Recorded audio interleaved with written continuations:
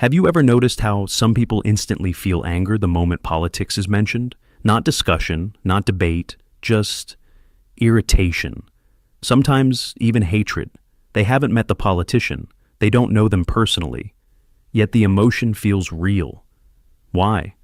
It looks like a political opinion, but psychology says it's something deeper. Your brain doesn't react to politicians. It reacts to what they represent. Power, control, uncertainty. And for many people, those things don't feel safe. First, people don't hate politicians. They hate feeling powerless.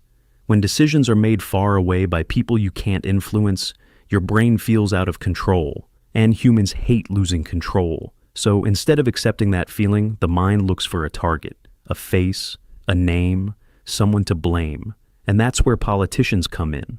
Second, your brain is wired to remember betrayal more than progress. One broken promise, one scandal, one moment of dishonesty, and it sticks. Not because it's the whole truth, but because negative experiences leave a stronger psychological imprint.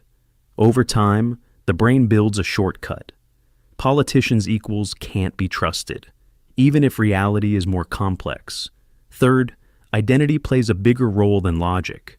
People don't just have opinions about politics. They build identity around them. This is my side. This is who I support. So when someone challenges a politician they believe in, it doesn't feel like disagreement. It feels personal, like an attack on who they are. And when identity is threatened, the brain doesn't stay rational. It becomes defensive, emotional, aggressive. Fourth, uncertainty creates anxiety. Politics is unpredictable. Decisions change, situations shift, the future feels unclear, and the human brain hates uncertainty more than almost anything. So what does it do? It turns anxiety into anger, because anger feels stronger than fear, more in control, more certain, even if it's not. Fifth, constant exposure shapes perception. News, social media, conversations.